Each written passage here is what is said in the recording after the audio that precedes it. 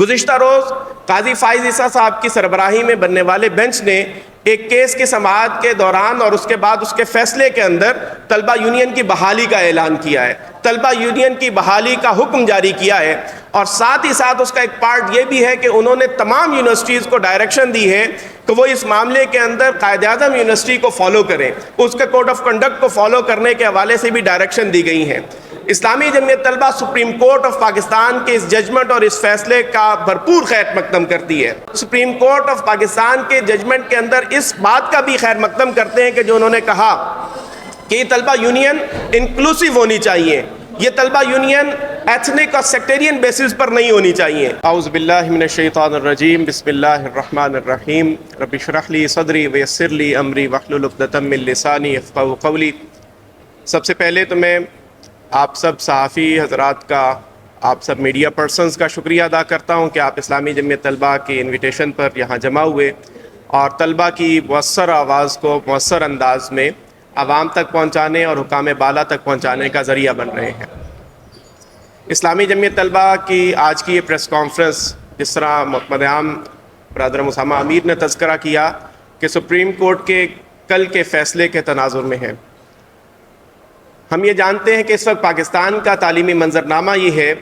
کہ پاکستان میں مور دین 50 یونیورسٹیز کے اندر اس وقت وائس چانسلر کی اپوائنٹمنٹ نہیں ہے۔ اس وقت پاکستان کے اعلیٰ تعلیمی اداروں کے اندر سہولیات کا فقدان موجود ہے، ہاسٹلز نہ ہونے کے برابر ہیں، ٹرانسپورٹ کی کوئی سہولت وہاں میسر نہیں ہے، میرٹ کی پامالی ہے، ڈرگز ایشوز ہیں کہ جو روز بروز بڑھتے چلے جا رہے ہیں،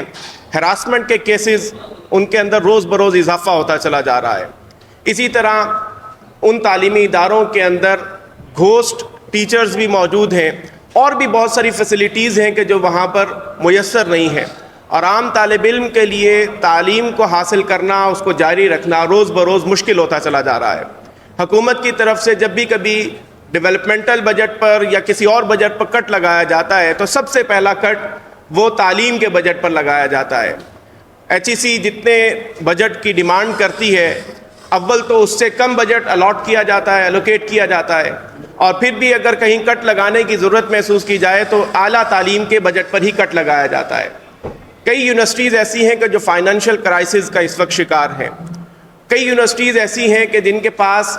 اساتذہ کو اور سٹاف کو دینے کے لیے تنخواہیں تک میسر نہیں ہیں، کئی یونیورسٹیز ایسی ہیں کہ جب ان کے وائس چانسلر سے یا ان کی انتظامیہ سے اسلامی جمعیت طلبہ کا وفد ملاقات کرتا ہے سہولیات کی فراہمی کے حوالے سے یا طلبہ کے مسائل کے حوالے سے، تو وہ یہی گلا کرتی ہیں کہ ہمیں فنڈز نہیں ملتے ہیں اور ہمارے پاس فنڈز نہیں ہیں کہ ہم کوئی ڈیولپمنٹ کا کام کر سکیں۔ کئی یونیورسٹیز ایسی ہیں کہ جہاں ریسرچ کے پروجیکٹس کے اوپر کوئی بہت بڑی اماؤنٹ خرچ نہیں کی جاتی ہے، اور وہ کوالٹی ایجوکیشن کے جو ہر پاکستانی کا بنیادی حق ہے، وہ کوالٹی ایجوکیشن بھی طلبہ کو میسر نہیں ہے۔ تو یہ سب مسائل ہیں کہ جن کے حوالے سے حل کرنے کے لیے طلبہ کے پاس کوئی بھی مؤثر پلیٹ فارم موجود نہیں تھا۔ ماضی کے اندر ہم یہ دیکھتے ہیں کہ طلبہ یونین کے پلیٹ فارم کی صورت میں طلبہ کے پاس ایک مؤثر پلیٹ فارم موجود تھا۔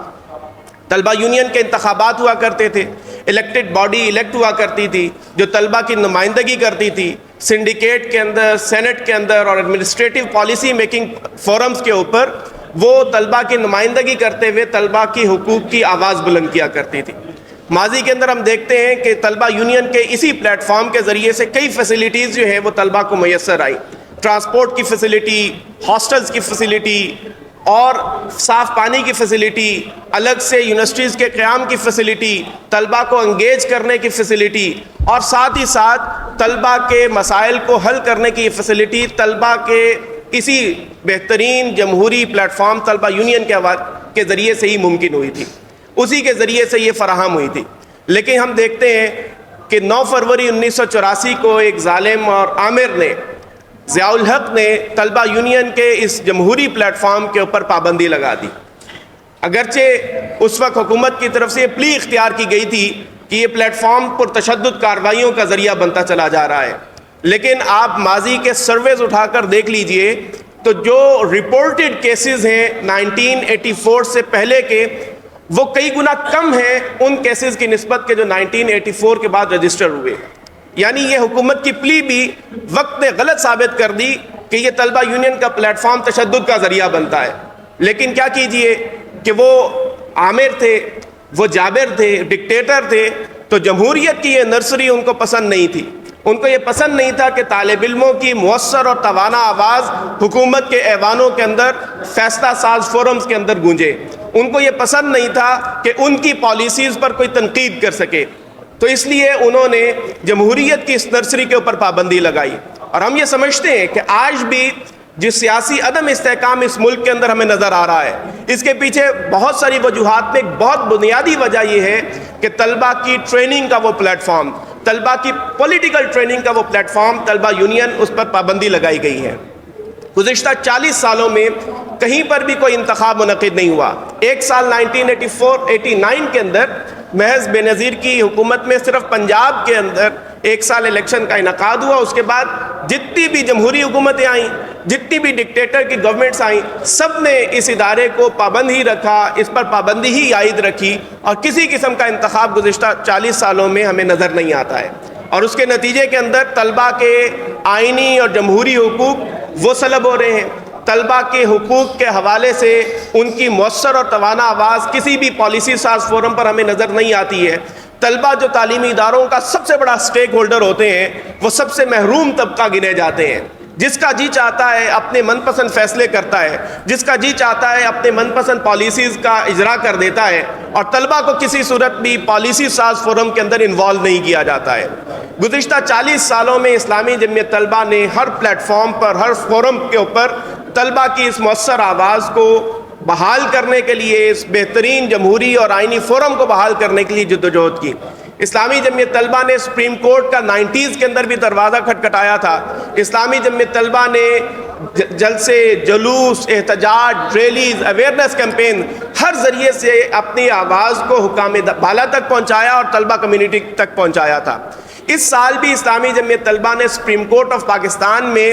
رٹ دائر کی تھی، ایک پٹیشن دائر کی تھی کہ طلبہ یونین کو بحال کیا جائے اور طلبہ یونین کے انتخابات کروائے جائیں۔ ہم یہ دیکھتے ہیں کہ جمہوری حکومتیں بھی ماضی کے اندر اس طرح کے خوشنما اعلانات تو کرتی رہی کہ ہم طلبہ یونین کو بحال کر رہے ہیں، ہم طلبہ یونین کے انتخابات کروانے جا رہے ہیں، لیکن وقت نے یہ ثابت کیا کہ ان پارٹیز کے یہ اعلانات بھی جسٹ پولیٹیکل سٹنٹ تھے۔ یہ پولیٹیکل نمبر گیم کے لیے یہ سارے کچھ کرتے رہے۔ 2009 کے اندر وزیر اعظم یوسف رضا گیلانی نے اعلان کیا، فلور آف دی ہاؤس کے اوپر یہ اعلان کیا کہ ہم اسٹوڈنٹ یونین کو بحال کر رہے ہیں۔ اس کے بعد ہم دیکھتے ہیں 2020، 21 اور 22 کے اندر بلاول بھٹو زرداری صاحب سندھ اسمبلی کے اندر اس حوالے سے لیجسلیشن کا عندیہ دیتے ہیں، اس کا اعلان کرتے ہیں، لیکن پھر بھی وقت نے یہ ثابت کیا کہ یہ ان کے پولیٹیکل نمبر گین کے لیے ایک پولیٹیکل سٹنٹ تھا اور اس کے علاوہ کچھ نہیں تھا۔ وہ اس میں سنجیدہ اور سنسیئر نظر نہیں آ رہے ہیں۔ اور ویسے بھی یہ کیوں سنجیدہ ہوں کہ ان کی اپنی پارٹیز بھی فیملی لیمیٹڈ پارٹیز ہیں، یہ اپنی پارٹیز کے اندر بھی انتخابات نہیں کرواتے ہیں، یہ اپنی جمہوری پارٹیز کے اندر بھی جمہوریت کا راگ تو الاپتے ہیں، لیکن کسی کو بھی الاؤ نہیں کرتے کہ ان کے مقابل میں آ کر کوئی صدارت کا امیدوار بن جائے یا کوئی جمہوری پروسیس کو آگے بڑھا سکے۔ اگرچہ ہمیں ان سے کوئی بہت زیادہ خیر کی توقع نہیں ہے، لیکن چونکہ یہ بامر مجبوری حکومت میں موجود ہیں، ہمیں انہی سے بات کرنی ہے، انہی کے ساتھ نیگوشیٹ کرنا ہے، تو اس لیے ہم نے نہ صرف یہ کہ عدالت کا دروازہ کھٹکھٹایا، بلکہ اس کے ساتھ ساتھ اپنی آواز کو حکام بالا تک پہنچانے کی بھی بھرپور کوشش کی۔ گزشتہ روز قاضی فائز عیسیٰ صاحب کی سربراہی میں بننے والے بینچ نے ایک کیس کی سماعت کے دوران اور اس کے بعد اس کے فیصلے کے اندر طلبہ یونین کی بحالی کا اعلان کیا ہے، طلبہ یونین کی بحالی کا حکم جاری کیا ہے، اور ساتھ ہی ساتھ اس کا ایک پارٹ یہ بھی ہے کہ انہوں نے تمام یونیورسٹیز کو ڈائریکشن دی ہے کہ وہ اس معاملے کے اندر قائد اعظم یونیورسٹی کو فالو کریں، اس کے کوڈ آف کنڈکٹ کو فالو کرنے کے حوالے سے بھی ڈائریکشن دی گئی ہیں۔ اسلامی جمعیت طلبہ سپریم کورٹ آف پاکستان کے اس ججمنٹ اور اس فیصلے کا بھرپور خیر مقدم کرتی ہے۔ ہم یہ سمجھتے ہیں کہ یہ فیصلہ پاکستان میں جمہوریت کی، آئین کی بالادستی کی اور طلبہ کے بنیادی حقوق کا پلیٹ فارم کو بحال کرنے کا بہت اہم ذریعہ بنے گا۔ ہم یہ سمجھتے ہیں کہ مستقبل کے اندر سیاسی عدم استحکام کو ختم کرنے اور سیاسی استحکام کو پیدا کرنے کا ایک باب ثابت ہوگا۔ ساتھ ہم تمام یونیورسٹیز کے وائس چانسلر سے بھی یہ مطالبہ کرتے ہیں کہ سپریم کورٹ آف پاکستان کی اس ججمنٹ اور اس ڈائریکشن پر عمل درآمد کیا جائے، فوری طور پر قائد اعظم یونیورسٹی کے کوڈ آف کنڈکٹ کو فالو کرتے ہوئے کوڈ آف کنڈکٹ کا اجرا کیا جائے، اور فوری طور پر الیکشنز کا شیڈیول جاری کیا جائے۔ قائد اعظم یونیورسٹی کے حوالے سے سپریم کورٹ کی اسی ججمنٹ میں موجود ہے کہ انہوں نے اس بات کو یقینی بنانے کا اعلان کیا ہے کہ وہ اسی سیمسٹر کے اندر، اسی سال میں طلبہ یونین کے انتخابات کروائیں گے۔ ہم سپریم کورٹ آف پاکستان کے ججمنٹ کے اندر اس بات کا بھی خیر مقدم کرتے ہیں کہ جو انہوں نے کہا کہ یہ طلبہ یونین انکلوسیو ہونی چاہیے، یہ طلبہ یونین ایتھنک اور سیکٹرین بیسس پر نہیں ہونی چاہیے، بلکہ یہ طلبہ کی نمائندہ فورم ہونا چاہیے کہ جو لیجسلیشنز کے تمام فورمز کے اوپر طلبہ کی بھرپور نمائندگی کر سکے۔ تو ہم اسلامی جمعیت طلبہ ایک بار پھر اس کا خیر مقدم کرتے ہوئے وائس چانسلر سے مطالبہ کر رہے ہیں کہ فوری طور پر کوڈ آف کنڈکٹ جاری کیا جائے، فوری طور پر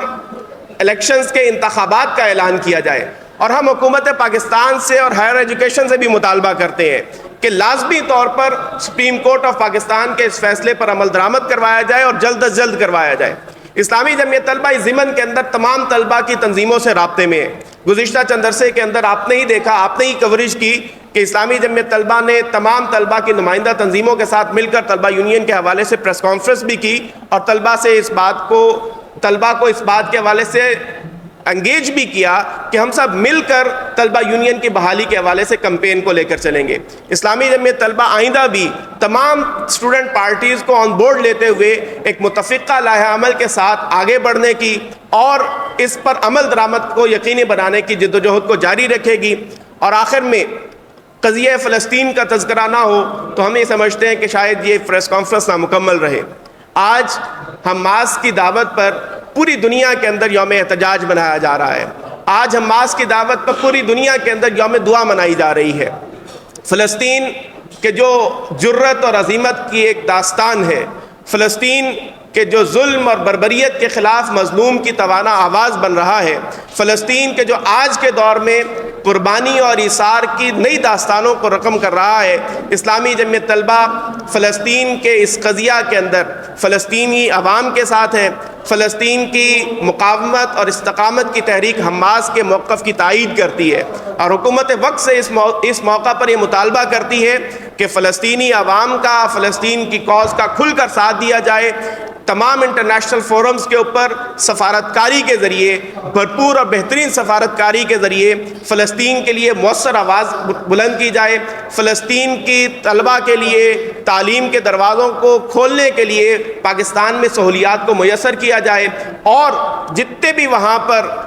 ہیومن بیسس پر، انسانیت کی بنیاد پر امدادی کارروائیاں ہیں ان کو تیز تر کیا جائے۔ ہم حکومت پاکستان سے یہ بھی مطالبہ کرتے ہیں کہ یہ جو ٹو اسٹیٹ تھیوری کے اوپر عمل درآمد کا مطالبہ کیا جاتا ہے، یہ جو ٹو اسٹیٹ سولوشن کی بات کی جاتی ہے، یہ اسلامی جمعیت طلبہ اور طلبہ کمیونٹی اس بات کا اعلان کرتی ہے کہ ہم کسی بھی ٹو اسٹیٹ سولوشن کو تسلیم نہیں کرتے ہیں۔ ہم ایک ہی اسٹیٹ کو جانتے ہیں جو ارض مقدس فلسطین کی آزاد اور خود مختار اسٹیٹ ہے، وہی اسٹیٹ کہ جو وہاں کے عوام کی نمائندگی، ان کی امنگوں کی نمائندگی کے مطابق ایک آزاد اور خود مختار اسٹیٹ ہوگی۔ میں ایک بار پھر آپ سب میڈیا کے نمائندگان کا شکریہ ادا کرتا ہوں کہ آپ یہاں تشریف لائے، آپ نے اس پریس کانفرنس کی کوریج کی اور طلبہ کی آواز کو مؤثر انداز میں پبلک تک اور حکام بالا تک پہنچانے کا ذریعہ بنے۔